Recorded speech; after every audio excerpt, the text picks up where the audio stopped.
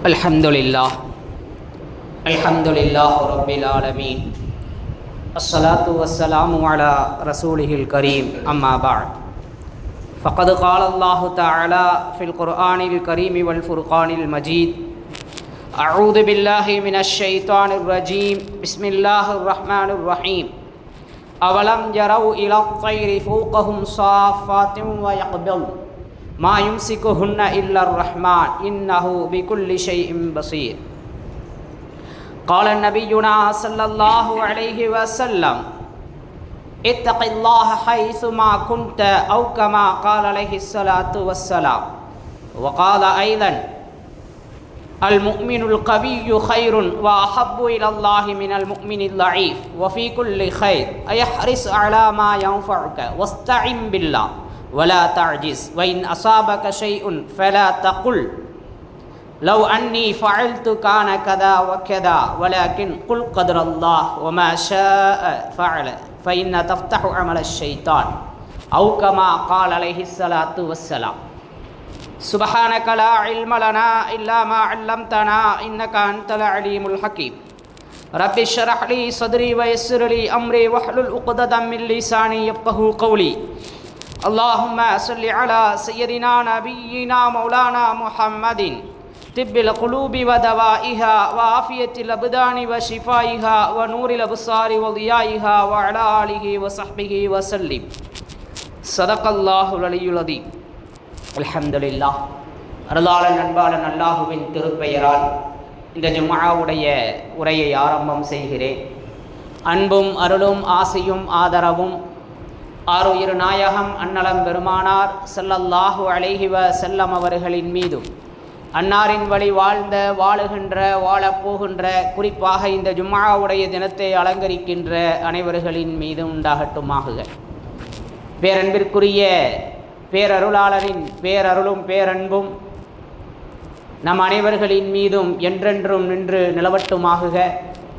திடீர் ஆபத்து, திடீர் முசீபத்து, மனம் சங்கடமான சூழ்நிலைகளிலிருந்து அல்லாஹ் நம்மை பாதுகாப்பானாக. திடீர் மரணங்களிலிருந்தும் அல்லாஹ் நம்மை பாதுகாப்பானாக.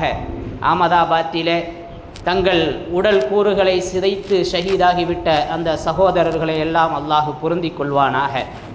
பலஸ்தீன், கஸா போன்ற பகுதிகளில் நமது சகோதரர்களுக்கு ஏற்பட்டிருக்கக்கூடிய இன்னல்களுக்கு தகுந்த நிவாரணத்தை அல்லாஹ் தருவானாக. அவர்களுடைய வறுமையை, அவர்களுடைய பசி பட்டினியை அல்லாஹ் நீக்கி வைப்பானாக. மஸ்ஜிதுல் அக்ஸாவை நமதாக்கி தருவானாக என்ற கவலையான பிரார்த்தனைகளோடு அன்பிற்குரிய அல்லாஹுவின் நல்லடியார்களே, முஃமின்களே, புனிதமான ஜும்ஆவுடைய தினம் தியாக திருநாளை கொண்டாடிவிட்டு அடுத்த ஒரு ஜும்ஆவிலே நிறைய உயிர் சேதங்களை தியாகம் செய்த நிலையிலே அல்லாஹ் நம்மை ஒன்று கூட்டியிருக்கின்றான். கவலையான ஒரு சூழ்நிலைதான். அல்லாஹ் அவர்களை பொருந்தி கொள்ள வேண்டும் என்ற ஒற்றை துஆவும், அவர்களை இழந்து வாடுகின்ற குடும்பத்தினருக்கு பொறுமையை அல்லாஹ் தந்தருட வேண்டும் என்ற வார்த்தைகளை தவிர வேறு எதுவுமே நம்மளுடைய எந்த பதிலுமே அது திருப்தியாக இருக்காது. அன்பிற்குரிய அல்லாஹுவின் நல்லடியார்களே, நேற்று மதியானம் இதே நேரத்தில் பல கனவுகளோடு பறந்த அந்த பயணம் ஒரு சில நிமிடங்களிலேயே வாழ்க்கையையே முடிவுக்கு கொண்டு வந்திருப்பது வேதனையளிக்கக்கூடியதாக இருக்கிறது. அகமதாபாத்திலிருந்து, குஜராத்திலிருந்து லண்டனுக்கு கிளம்பி சென்ற ஏர் இந்திய விமானம் ஒரு சில நிமிடங்களிலேயே தங்களுடைய தொடர்பை துண்டித்து ஆபத்து இருக்கிறது என்ற அந்த அறிவிப்பு கூட விமான நிலையத்தை அடைவதற்கு முன்பாக விமானம் கீழே விழுந்து நொறுங்கி பல இதயங்களை நொறுக்கிவிட்டது. அன்பிற்குரியவர்களே, 242 பேர், அதில் ஒருவர் தான் பிழைத்திருப்பதாக சொல்லப்படுகிறது. அல்லாஹ் அவருக்கு ரிசுக்கை அபிவிருத்தி செய்திருக்கிறார். அன்பிற்குரியவர்களே, மனது கனத்த இதயத்தோடு இருக்கிறது. எந்த அளவிற்கு சொகுசு நம்மை அழகாக்கி இருக்கிறதோ, மகிழ்ச்சி படுத்தி இருக்கிறதோ, அந்த அளவுக்கு அதில் ஆபத்து நிறைந்து கிடக்கிறது என்பதை நாம் கண்கூடாக காண்கின்றோம். அன்பிற்குரிய அல்லாஹுவின் நல்லடியார்களே, பறவையை கண்டான் விமானத்தை படைத்தான் என்று தமிழிலே சொல்வதுண்டு. அல்லாஹ் குர்ஆனில் சொல்கிறான், அவலம் யரவ் இலத் தைர், பறவையை நீங்கள் பார்க்க வேண்டாமா, கவனிக்க வேண்டாமா? ஃபௌகஹும் ஸாஃபாத்தின் வயக்புல்ன மா யும்சிகுஹுன்ன இல்லர் ரஹ்மான். அது எப்படி உங்களுடைய தலைக்கு மேலே சிறகை விரித்தும் மடக்கியும் பறக்கிறது என்பதை நீங்கள் கவனிக்க வேண்டாமா? அல்லாஹ் தான் அதை மேலே நிறுத்தி இருக்கிறான், ரஹ்மான் தான் அதை மேலே நிறுத்தி இருக்கிறான். பறவை பறக்கிறது, அந்தரத்தில் பறந்து கொண்டிருக்கிறது. எப்படி பறக்கிறது? பறவைக்கு ஒரு ஆற்றல் இருக்கிறது. அந்த ஆற்றல் அல்லாஹுடைய வல்லமை. அந்த ஆற்றல் என்பது அல்லாஹுவினுடைய வல்லமை. எனவே பறவையை அல்லாஹ் வானத்திலே ஆகாயத்திலே அப்படியே நிப்பாட்டி வச்சிருக்கிறான், பறக்க வைக்கிறான். விமானம் நம்முடைய கட்டுப்பாட்டில் இருக்கிறது என்று நாம் சொல்கிறோம், ஆனால் அந்த விமானத்தை நாம் கட்டுப்படுத்த முடியவில்லை. அல்லாஹுவினுடைய வல்லமையை கொஞ்சம் யோசிப்பதற்கு கடமைப்பட்டிருக்கின்றோம். அன்பிற்குரியவர்களே, அனைத்து சக்தியும் நமக்கு இருக்கிறது. என்னுடைய சிந்தனையை கொண்டு, என்னுடைய சுய அறிவை கொண்டு நான் இவ்வளவு பெரிய காரியத்தை சாதித்திருக்கிறேன் என்று சொல்வதற்கு யாருமே கிடையாது என்பதை இது அழகாக நமக்கு படம் பிடித்து காட்டுகிறது. அல்லாஹுவினுடைய சக்தி இல்லாமல், அல்லாஹுவினுடைய வல்லமை இல்லாமல் எதுவுமே இயங்காது என்பதை நமக்கு அப்பட்டமாக படம் பிடித்து காட்டுகிறது. இன்று இந்த உலகில் வாழுகின்ற நேரத்திலே எத்துணை பெருமைகள், தன்னை முன்னிறுத்துதல். கொஞ்சம் யோசிப்பதற்கு கடமைப்பட்டிருக்கின்றோம். அல்லாஹுவினுடைய வல்லமையை, அல்லாஹுவினுடைய சக்தியை, குதிரத்தை குறைத்து மதிப்பிட்டு விடக்கூடாது. நமது பலகீனமான அறிவுக்கு முன்பு அல்லாஹுவின் வல்லமையை நாம் சமமாக கருதுவோமேயானால் நம்மை விட அறிவில்லாதவர்கள் வேறு யாருங்கள்? அன்பிற்குரியவர்களே, பறவையை நீங்கள் கவனித்தீர்களா? உங்களது தலைக்கு மேலே அது பறக்கிறது, இது சிறகை விரித்தும் மடக்கியும் பறக்கிறது. அதை அல்லாஹ் தான் நிலைநிறுத்துகிறான் என்று அல்லாஹ் சூரத்துல் முல்குல அழகாக சொல்லி காட்டுகிறான். அன்பிற்குரியவர்களே, மிகவும் ஒரு ட்ரீம் லைனர் என்று சொல்லக்கூடிய பல கற்பனைகளை தாண்டி சாதிப்பதற்கான ஒரு அற்புத வடிவமைப்பாக இந்த விமானம் பார்க்கப்படுகிறது. இங்கிருக்கின்றவன் சில மணி நேரங்களிலே கடல் கடந்து பல தூரங்களுக்கு அப்பால் பொருளாதாரத்தை ஈட்டுவதற்காக, பல தேவைகளுக்காக பறந்து செல்கிறான். அப்படி போகின்ற அந்த நேரத்திலே அதற்கு மிகவும் உறுதுணையாக விமானங்கள் இருக்கிறது என்று பயணத்தை லேசாக்கி இருக்கிறது, பயணத்தினுடைய சிரமத்தை குறைத்திருக்கிறது. சொகுசாக, சந்தோஷமாக கனவுகளை நிறைவேற்றுவதற்கான ஒரு அற்புத வாகனம் விமானம். அன்பிற்குரிய அல்லாஹுவின் நல்லடியார்களே, எனவே பயணம் லேசாகி இருக்கிறது. எந்த அளவுக்கு அதில் லேஸ் இருக்கிறதோ, சிரமம் குறைந்திருக்கிறதோ, அந்த அளவுக்கு அதிலே ஆபத்து நிறைந்திருக்கிறது என்பதை இங்கு நமக்கு படம் பிடித்து காட்டுகிறது. மேன்மைக்குரியவர்களே, 242 பேர், 14 குழந்தைகள் அதிலே இறந்திருக்கிறார்கள் என்று கணக்கு சொல்லப்படுகிறது. 169 பேர் இந்தியர்கள், 53 பேர் பிரிட்டிஷ் நாட்டவர்கள், ஒரு கனடாவை சார்ந்தவர், 7 பேர் போர்ச்சுகலை சார்ந்தவர்கள். இப்படியாக அகமதாபாத்தில் இருந்து கிளம்பி 9.5 மணி நேரம் தன் பயணத்தை அது தக்க வைப்பதற்காக அந்த விமானம் முழுவதும் எரிபொருள் நிரப்பப்பட்டிருந்தது. அதுதான் அந்த சொற்ப நேரத்தில், சில நிமிடங்களில் அனைவரையுமே எரித்து விட்டது என்று பல காரணங்களை குறிப்பிடுகிறார்கள். முழுவதும் பெட்ரோல் நிரம்பி இருந்ததின் காரணமாக, நீண்ட நேரம் அது பறக்க வேண்டியது இருந்ததின் காரணமாக, இந்த பெட்ரோலின் காரணமாக தீ கொழுந்து விட்டு எரிய ஆரம்பித்து அனைவரையும் வஃபாத்தாக்கி விட்டது, மரணிக்க செய்து விட்டது என்று அங்கே அறிஞர், அந்த விமானத்தை சார்ந்த அந்த தொழில்நுட்ப வல்லுநர்கள் எல்லாம் பல காரணங்களை குறிப்பிடுகிறார்கள். மேலே எழும்பி பறக்க வேண்டிய விமானம் ஒரு அளவுக்கு மேலே எழும்பவில்லை, மேலே ஏற மாட்டது. ஒரு 3000 அடி ஓடி மேலே ஏற வேண்டிய விமானம் 2000 அடி ஓடி அது உடனே மேலே ஏறுகிறது. ஏறிய விமானம் மேலும் இன்னும் கொஞ்சம் உந்து சக்தியால் மேலே ஏற வேண்டும், ஏறல. விமானி பார்க்கறாரு, ஏதோ ஆயிருச்சு. அவர் இதையெல்லாம் யோசித்திருப்பார். பிறகு மீண்டும் நாம் தரையிறக்கி விடலாம் என்று முயற்சிக்கிறார். 1:38க்கு கிளம்பிய விமானம் 1:39க்கு நொறுங்கி விட்டது என்ற தகவல். அன்பிற்குரியவர்களே, கொஞ்சம் நாம் யோசிப்பதற்கு கடமைப்பட்டிருக்கின்றோம். மென்மைக்குரிய அல்லாஹுவின் நல்லடியார்களே, முஃமின்களே, ஒரே ஒரு சில நிமிடங்கள் அத்துணை உயிரையும் பஸ்பமாக்கி விட்டது. அது மட்டுமல்லாமல் அங்கு அந்த விமானம் மோதி விழுந்த அந்த கட்டிடம், பல உயிர்களை காப்பதற்கான மருத்துவ மாணவர்கள் உணவருந்தி கொண்டிருந்த அந்த கட்டிடம், அதிலும் பல மாணவர்கள் தங்களுடைய உயிரை விட்டிருக்கிறார்கள்.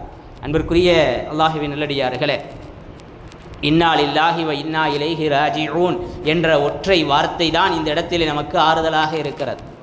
இந்த ஒற்றை வார்த்தையை தேவை, அல்லாஹுவிடமிருந்து வந்தோம், அல்லாஹுவிடமே சென்று விட்டோம் என்பதுதான் நமக்கு ஆறுதலாக இருக்கிறது. ஏர் இந்திய அந்த கம்பெனியை டாட்டாவுடைய நிறுவனம் வாங்கி இருக்கிறது. ஆறுதல் அளிப்பதற்காக, பகரம் கொடுப்பதற்காக இழந்த உயிருக்கு 1 கோடி தருகிறோம், நிவாரணம் தருகிறோம் என்கிறார்கள். அனைத்து காயம்பட்ட அனைவருக்குமே மருத்துவ சிகிச்சை நாங்கள் எடுத்துக்கொள்கிறோம், அந்த மருத்துவ கட்டிடத்தை புனரமைத்து தருகிறோம் என்றெல்லாம் அவர்கள் பல இழப்புகளுக்கு மத்தியிலே ஆறுதல் கூறினாலும் எந்த ஆறுதலும் இங்கே நிரப்பமானது அல்ல, எந்த ஆறுதலும் இங்கே பரிபூரணமானது அல்ல. அல்லாஹுவினுடைய அந்த கதிரை பொருந்திக் கொள்வதை தவிர. அன்பிற்குரிய அல்லாஹுவின் நல்லடியார்களே, இப்போ மனித சக்திக்கு மீறி ஏதோ ஒரு சக்தி இருக்கிறது, அதுதான் அல்லாஹுவினுடைய சக்தி. ரசூலுல்லாஹி ஸல்லல்லாஹு அலைஹி வஸல்லம் அதனால தான் நமக்கு இப்படி சொல்லி தருவாங்க, காலையானால் 3 முறை அஊது பி கலிமாத்தில்லாஹி தாம்மாத்தி குல்லிஹா மின் ஷர்ரி மா ஹலக், அல்லாஹ்விடத்திலே 3 முறை பாதுகாப்பு தேடுங்கள். அஊது பி கலிமாத்தில்லாஹி, அல்லாஹ்வினுடைய வார்த்தைகளை கொண்டு, பரிபூரணமான அந்த வார்த்தைகளை கொண்டு நான் பாதுகாப்பு தேடுகிறேன் படைப்பினங்களின் தீங்கை விட்டும். உலகத்தில் எதுவெல்லாம் படைப்பாக இருக்கிறதோ அந்த அத்துணையின் தீங்கை விட்டும், அது மனிதனாக இருந்தாலும் சரி, மிருகமாக இருந்தாலும் சரி, இது போன்ற வாகனங்களாக இருந்தாலும் சரி, அத்துணை படைப்புகளின் தீங்கை விட்டும் பரிபூரணமான அல்லாஹுவின் அந்த திருப்பெயர்களை கொண்டு நான் பாதுகாப்பு தேடுகிறேன். அஊது பி கலிமாத்தில்லாஹி தாம்மாத்தி குல்லிஹா மின் ஷர்ரி மா ஹலக், பிஸ்மில்லாஹில் லதீ லா யதுரு மா இஸ்மிஹி ஷைஉன் ஃபில் அர்தி வலா ஃபிஸ் ஸமா வ ஹுவஸ் ஸமீஉல் அலீம் என்கின்ற இந்த துஆவை காலையில் 3 முறை ஓதினால் இரவு வரையும், இரவில் 3 முறை ஓதினால் காலை வரையும் பாதுகாப்பு கிடைக்கும் என்று சொன்னார்கள் ரசூலுல்லாஹி ஸல்லல்லாஹு அலைஹி வஸல்லம் அவர்கள். அன்பிற்குரியவர்களே, அல்லாஹுவிடம்தான் நமது பாதுகாப்பு இருக்கிறது. நம்முடைய அத்துணைக்குமான பலன், அத்துணைக்குமான தேவையை நிறைவேற்றுவதற்கான சக்தி அல்லாஹுவிடம் இருக்கிறது. நாம் எதை நோக்கி பயணித்தாலும், நம்முடைய சிந்தனைகள் எதை நோக்கி இருந்தாலும் அதனுடைய ஒற்றை வடிவம் அல்லாஹுவாக இருக்க வேண்டும். அதனுடைய ஒற்றை வடிவம் அல்லாஹுவாக இருக்கணும். அன்பிற்குரியவர்களை, எல்லா சூழ்நிலையிலையுமே அல்லாஹ்வை தவிர மற்ற எல்லாத்தையும் நம்புகிறோம். ஒரு சின்ன பிள்ளைய மதரசாவுக்கு அனுப்புறதுல கூட அல்லாஹ்வை 2வதாக தான் வச்சிருக்கிறோம். முதன்மை உலகம்தான். ஒரு சகோதரர், நம்ம நல்ல நெருங்கிய உறவு சகோதரர் தான், காலையில் பேசிகிட்டு இருந்தேன். தான் பிள்ளைய ஸ்கூலில் சேர்த்துட்டார். என் பிள்ளை முதல் நாள் ஸ்கூலுக்கு போகுதுன்னு ஸ்டேட்டஸ் வச்சுருந்தார். என்னப்பா மகனை ஸ்கூலில் சேர்த்துட்ட போல அப்படின்னு சொன்னேன். ஆமாம் அப்படின்றார்.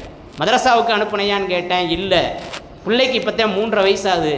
பால் டப்பாவே அவங்க மிஸ்ஸு தான் என்ன செய்கிறாங்க, கூட உட்கார வச்சு கொடுக்குறாங்க. மதரசாவில் எப்படி அது நடக்கும்? அதனால் இன்னும் கொஞ்சம் நாள் ஆகணும். பால் தான் குடிச்சுக்கிட்டு இருக்குது பால் டப்பால்.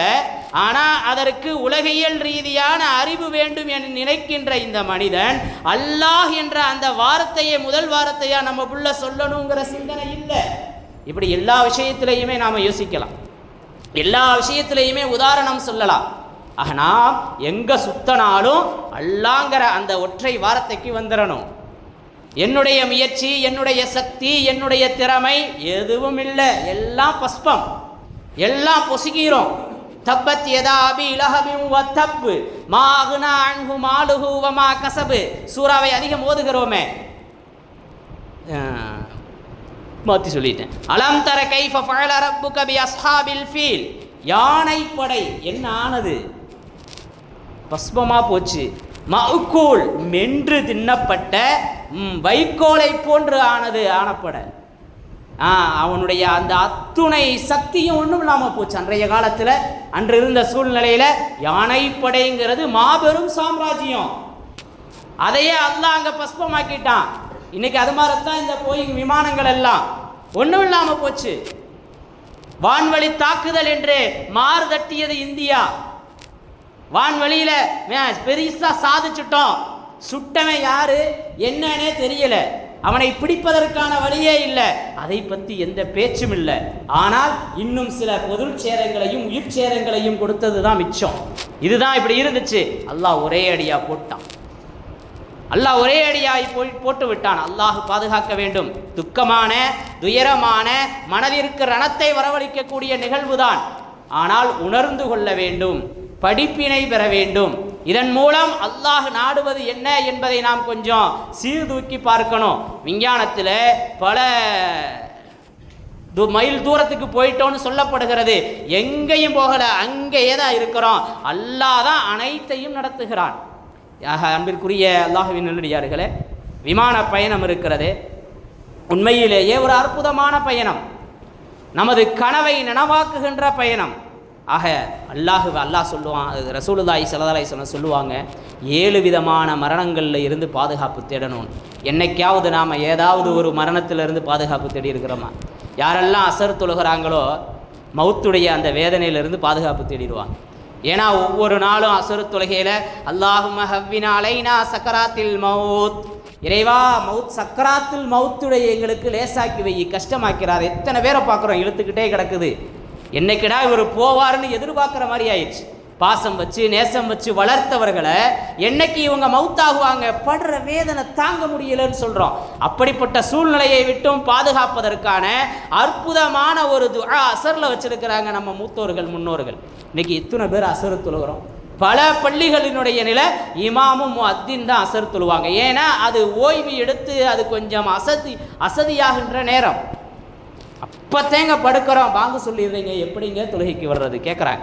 அதனால தான் அதில் மிகப்பெரிய ஒரு ஆற்றல் இருக்குது. அசரில் தூங்கினா உடம்புல பலகீனமாயிரும் அப்படின்னு சொல்லுவாங்க. நாம் உடம்பு பலம் பெறணும், ராகத்து பெறணுங்கிறதுக்காக அந்த நேரத்தில் கொஞ்சம் ஓய்வு எடுக்கிறோம் காலையிலேருந்து உழைச்சி. ஆனால் அந்த நேரத்தில் அசருக்கு பின்பு அந்த பாங்கு சொன்னதற்கு பின்பு நாம் தூங்கணும்னு சொன்னால் உடம்பு பலகீனம் ஏற்படும். இதுதான் இஸ்லாம் சொல்லக்கூடிய விளக்கம். அன்பிற்குரிய அல்லாஹ்வின் நல்லடியார்களே, ரசூலுல்லாஹி ஸல்லல்லாஹு அலைஹி வஸல்லம் சொல்லுவாங்க, 7 ஆபத்துக்கள் 7 விஷயங்களில் இருந்து பாதுகாப்பு தேடுங்கன்னு. அதில் ஒன்று தான் ஃபுஜாஅத்தில் மவுத், திடீர் மரணம், திடீரென்று ஏற்படுகின்ற மரணம். உண்மையிலேயே பல கனவுகளோடு ஜனவரியில் கல்யாணம் முடித்து லண்டனில் இருக்கக்கூடிய கணவனை பார்ப்பதற்கு தந்தை பிள்ளையை அனுப்பி வைக்கிறார். அந்த விமானத்தில் கணவனை பார்க்க போகிறோம் என்கின்ற மகிழ்ச்சியில் அந்த பெண் சென்றாள். குடும்பத்தோடு இலங்கை இதெல்லாம் சுற்றி பார்த்துட்டு பிறகு மீண்டும் பயணமாகறாங்க. இன்னொரு குடும்பத்தை பற்றி பெருநாளை கொண்டாட வந்த குடும்பத்தோடு தியாக திருநாளை கொண்டாடி விட்டு தங்களையும் தியாகம் செய்து கொண்டார்கள். அல்லாஹ் பாதுகாக்கணும். இது மாதிரியான மரணங்கள்லேருந்து அல்லாஹ் பாதுகாக்கணும். ஃபுஜாஅத்தில் மவுத்திலிருந்து பாதுகாப்பு தேடுங்க. கட்டிடங்கள் இடிந்து விழுந்து மரணம் அடைவதிலிருந்து பாதுகாப்பு தேடுங்கள். நோய் வருது, கொரோனா, மௌத்தாயிருவோன்னு பயப்படுறோம். அன்றைய காலத்தில் காலரா வியாதி, அது மாதிரியான துர்வியாதிகளிலிருந்து மரணம் அடைவதிலிருந்தும் பாதுகாப்பு தேடுங்கள் அப்படின்னு 7 விதமான மரணங்களில் இருந்து பாதுகாப்பு தேட சொன்னாங்க ரசூலுல்லாஹி ஸல்லல்லாஹு அலைஹி வஸல்லம். அன்பிற்குரியவர்களே, வாகன விபத்து, திடீர் விபத்து தான் அது. இன்றைக்கி இருக்கிற பசங்களை பார்க்குறோம், படித்தவங்களில் இருந்து படிக்காதவங்க வரைக்கும் எல்லாருமே A to Z. அந்த வாகனத்தை எடுத்தாலே சர்ன்னு போகணும். அதுலேயும் பக்கத்தில் இருக்கிறவனை கீழே தள்ளிட்டு போனால் இவனுக்கு கொஞ்சம் மகிழ்ச்சி. அந்த போகிற வேகம் இருக்கிறதே. அன்பிற்குரிய அல்லாஹ்வின் நல்லடியார்களே, முஃமின்களே, எனவே வாகனத்தில் போகும்போது கொஞ்சம் கவனிக்கணும். வாகனத்தில் போகையில் கொஞ்சம் கவனமாக இருக்கணும். ஒரு இடத்துக்கு போகிறோம், ஒரு தேவை, அதற்குத்தான் வாகனம், சும்மா சுற்றுறதுக்கு இல்லை. அதே நேரத்தில் மற்றவர்களை பயமுறுத்துவதற்கும் அல்ல, தேவைக்குத்தான். அது தேவைக்கு பயன்பட வேண்டும். இல்லை என்று சொன்னால் அது நமக்கு மிகப்பெரிய பாதிப்பை ஏற்படுத்திவிடும். மேன்மைக்குரிய அல்லாஹ்வின் நல்லடியார்களே, ஆக நம்ம பிள்ளைங்களுக்கு நாம் சொல்லிக் கொடுக்கணும், இப்படித்தான் வாகனம் ஓட்டணும், இல்லைன்னா வாகனத்தை எடுக்காத, அழுவேன், அடம்பிடிப்பேன், நம்மளை திட்டுவேன், என்ன வேணாலும் செஞ்சுட்டு போகிறான். கடைசியில் எதையாவது ஒன்றை இழந்து விட்டால் அல்லது அவனையே இழந்து விட்டால் என்ன செய்ய முடியும்? எனவே ரொம்ப பெற்றோர்கள் கவனமாக இருக்கணும். கவர்மெண்ட்டும் எவ்வளவோ முயற்சி பண்ணுது. 18 வயசுக்கு மேலே வாகனத்தை எடுத்து அடுத்து லைசன்ஸ் இல்லை, பெற்றோருடைய லைசன்ஸே பறிக்கப்படும், வாகனத்தினுடைய உரிமை பறிக்கப்படும். ஆனால் எதையும் கேட்குற மாதிரி இல்லை. நஃப்ஸு தான் இங்கே முதன்மையாக இருக்குது, நஃப்சானியத்து தான் இங்கே முதன்மையாக இருக்குது. மனம் போன போக்கில் போகணும். நினைத்ததை சாதிக்க வேண்டும். நான் பெறாத இன்பத்தை என் பிள்ளை பெற வேண்டும். நான்லாம் அந்த காலத்தில் நடந்து போகிறதுக்கே சிரமப்பட்டேன். என் பிள்ளை வண்டி ஓட்டுதில் சந்தோஷம், எந்த வண்டி வாங்கி தந்துடுறேன். எல்லாம் நம்மை மிஞ்சி நமக்கு மேலே போய் பிள்ளைகளை வளர்த்து கொண்டிருக்கிறோம். அது ஆபத்தானது என்பதை உணர்ந்து கொள்ள கடமைப்பட்டிருக்கின்றோம். அன்பிற்குரிய அல்லாஹ்வின் நல்லடியார்களே, ஆக விமானம் இருக்கிறதே, விமான பயணம் இருக்கிறதே, அது சொகுசானது, நமது கனவுகளை நனவாக்குவதற்கான வாய்ப்பில் உள்ளது. ஆனால் அதில் ஏற்பட்ட அந்த ஆபத்தும் மிகவும் பாரமானதாக இருந்து கொண்டிருக்கிறது. மேன்மைக்குரியவர்களே, 3 விதமான ஒரு காரணம் இருக்கிறது. ஒன்று, சில நிமிடங்களில் நம்மளை உருத்தெரியாமல் அப்படியே அழிச்சிருச்சு இந்த விமான விபத்து. 2வது, அதிக மகிழ்ச்சியை தரக்கூடிய பயணம் விமான பயணம். ஏன்னா நினச்ச உடனே நாம் இன்னொரு இடத்துக்கு போகிறதற்கு எந்த சிரமமுமே இல்லாமல் ஒரு அற்புதமான வாய்ப்பு, நமது கற்பனைகளை நனவாக்குகின்ற ஒரு வாய்ப்பு. இன்னொரு விஷயம் என்னன்னு சொன்னால், ஹஜ்ஜு போன்ற அமல்களை இலகுவாக நிறைவேற்றுவதற்கு இது மிகப்பெரிய காரணியாக இருக்குது. ஆக இப்படிப்பட்ட இந்த பயணம் உண்மையிலேயே விபத்தாக ஆகிவிடக்கூடாது என்பதில் கண்ணும் கருத்துமாக இருக்கணும். கொஞ்சம் இதை சார்ந்தவர்களும் இது ஏன் நடந்தது என்று ஆய்வு செய்து இனிமேல் நடக்காமல் இருப்பதற்கான சூழ்நிலைகளை ஏற்படுத்தணுங்கிற அந்த நேரத்தில் இது மாதிரியான விபத்துக்களிலிருந்து பாதுகாப்பதற்கு நாம் அல்லாட்ட மீளணுங்கிறது தான் இங்கே நாம் சொல்ல வர்ற விஷயம். நாம் ஒவ்வொருவருமே நிதானத்தை கடைபிடிக்கணும், துஆக்களை ஓத வேண்டும். ஜமாத்தாக பயணம் எப்படி செய்ய வேண்டும் என்று இஸ்லாம் சொல்லி இருக்கிறதோ அதுபோன்று நமது பயணங்களை அமைச்சுக்கணும். மஸ்ஜிதுக்கு செல்லணும், 2 ரக்காத் தொழுகணும், பயணத்தில் உள்ள எல்லா கெடுதிகளை விட்டும் பாதுகாப்பு தேடி துவா செஞ்சுட்டு பயணத்திற்கு கிளம்பணும். பயணத்துக்கு போகிறதுக்கு முன்னாடி சதக்கா செய்யணும். சதக்கத்துரத்துல் பலாவல் கலா, சதக்கா இருக்கிறதே, தான தர்மம் இருக்கிறதே, நமக்கு ஏற்படக்கூடிய முசீபத்துக்களை அல்லாஹ் கதிர்னு முடிவு செஞ்சதையே மாற்றக்கூடியதாக இருக்குது. விமான பயணத்தில் நமக்கு ஆபத்து ஏற்படும் என்று இருந்தால் அல்லாஹ் அதையும் நீக்கி வைப்பான். நாம் செய்கிற சதக்காவை கொண்டு அல்லாஹ் நீக்கி வைப்பான். சமீபத்தில் ஹஜ்ஜுக்கு போகையில் லிபியாவை சார்ந்த ஒரு அன்பர் ஹஜ்ஜுக்கு போகணும்னு வர்றாரு.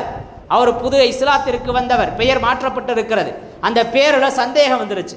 பேரில் சந்தேகம் வந்த உடனே அதிகாரிகள் அவர் அந்த விமானத்தில் ஏற விடலை. விமானம் கிளம்பிடுது. நம்ம அதிகமாக வாட்ஸ்அப்பில் அந்த வீடியோவை பார்த்து கேட்டுக்கிட்டே இருந்தோம். விமானம் கிளம்பிடுது, ஆனால் ஒரு போன விமானம் திரும்பி கோளாறுன்னு கீழே இறக்கிடுறாங்க. பிறகு விமானம் சரி செய்யப்படுது, ஆனால் கதவை விமானி திறக்க மாட்டார், இவரை ஏற்ற மாட்டார். இப்படியே இவர் 2-3 தடவை போயிட்டு வந்துட்டு விமானம் இவரை ஏற்றாமல் போகாது போலன்னு விமானி விளங்கி அப்புறமா அவரை ஏற்றிக்கிட்டு அந்த பயணம் நடந்ததை நாம் கண்கூட பார்த்தோம். நமக்கு என்ன முடிவு செய்யப்பட்டிருக்கிறதோ நிச்சயம் அது நடக்கும். காலையில் கூட சகோதரர் பேசிகிட்டு இருக்கையில் சொன்னார், 20 வருஷத்துக்கு முன்னாடி வைரமுத்து ஒரு விமான பயணத்தில் சிங்கப்பூர்லேருந்து பயணப்படுறதுக்காக தயாராக இருந்தார். அப்படிப்பட்ட சூழ்நிலையில் கொஞ்சம் தாமதமாகிருச்சு. அவர் அந்த விமானத்தில் ஏற முடியலை. கொஞ்ச நேரத்திலேயே தகவல் வருது, சிங்கப்பூர் ஏர்லைன்ஸ் அந்த விமானம் விபத்துக்குள்ளானது, தண்ணீரிலே மூழ்கி விட்டது கீழே விழுந்து அப்படின்னு. விமானத்தில் பறந்தவர்கள் எல்லாம் தண்ணீரில் மூழ்கினார்கள். அதை பார்த்து நாங்கள் கண்ணீரில் மூழ்குகிறோம் அப்படின்னு வைரமுத்து கவிதை எழுதினாருங்க அப்படின்னு சொல்லி அவர் சொன்னார். நான் சொல்ல வர்ற விஷயம் என்னன்னா, ஆபத்து இருந்து அதில் நாம் பயணப்படணுங்கிற சூழ்நிலையும் இருந்து அப்படி இருந்தால் கூட அல்லாஹ் பாதுகாக்கணும்னா பாதுகாத்துருவான். இந்த கஸ்டம்ஸில், இமிக்ரேஷனில் அவ்வளவு சோதனை செய்கிறாங்க, அவ்வளவு சோதனை. விமான பயணத்தில் போனவங்க தெரிஞ்சிருப்பாங்க. அதில் முஸ்லீமாக தொப்பி வைத்து தாடி வைத்து ஒருத்தர் பயணப்படுறாருன்னு சொன்னால் அவருக்கு ஏற்படுகின்ற சோதனைக்கு அளவே இல்லை. நான்லாம் அனுபவிச்சிருக்கிறேன். அல்லாஹ்வுடைய பாதையில் அல்லாஹ்வுக்காக கிளம்பி போகையில் அவ்வளவு சோதனை. ஆனால் அவ்வளவு நபர்களை வைத்து பறக்கக்கூடிய விமானம் எப்படி இருக்குன்னு சோதனை செய்கிறாங்களான்னு தெரியல. நான் சொல்ல வர்ற விஷயம் அதுதான்.